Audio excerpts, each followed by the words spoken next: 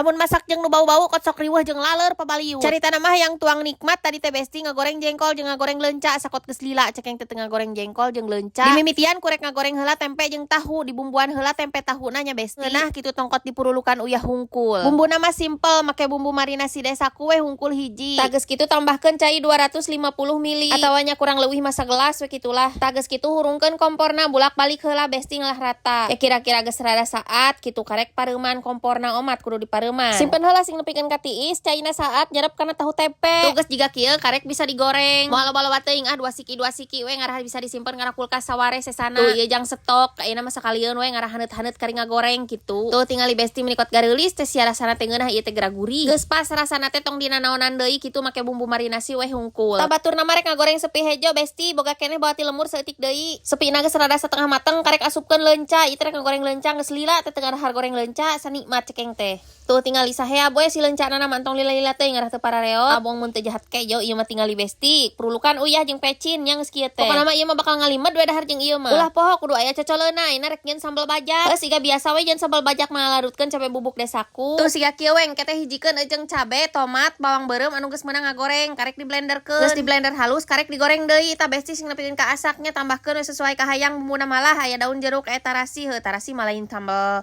bajak atunya jadi sambal tarasi. Nu penting mah ngeunah we. Tah make bawang putih bubuk. Tuh make uyah jeung gula anu kararitu we pokona namanya rasa-rasa kusorangan ngeunah pokona mah ieu mah. Tuh tingali besti urang cobaannya. Bismillahirrohmanirrohim. Ngeunah sia besti. Selama bulan puasa teh urang teh teu ngadahar leunca, teu ngadahar jengkol soalna sieun nyeri beuteung. Tah karek ngadahar deui ayeuna ieu teh menikot siga nu mamayu teh ngadahar goreng jengkol jeung ngadahar goreng leunca. Nu kieu hungkul ge urang mah geus alhamdulillah nikmat. Ngeunah pisan komo lamun sanguna sangu liwet ieu teh besti. Da naon atuh dahar mah nu diteang teh nikmatna nya besti. Tingalikeun kot ka hablem deui. Si tahu tempena teh pas teh rasana teh besti. Cobaan geura masakna teh heueuh kitu make bumbu marinasi. Tapi digodogkeun heuh ulah asal dikeum hungkul, asal dikeum oge ngeunah sih lamun digodogkeun mah leuwih nyerep kitu ka jero-jerona. Jengkol sepi mah ieu teh jengkol anu hejo nya besti geus hejo geus diruang dina jero taneuh geuningan. Tah cenah jengkol nu kitu mah geus eueuh racunan. Beda jeung jengkol anu sarumege keneh geuningan baruleud karoneng. Tah eta mah nu kitu loba keneh racuna cenah eta oge. San urang lamun ngadahar jengkol nu biasa nu can jadi sepi kitunya meni hangseur teh bau pisan. Puguh sungut mah kitunya meledos. Ari sepi mah teu pati besti ci ompol lagi teu pati bau.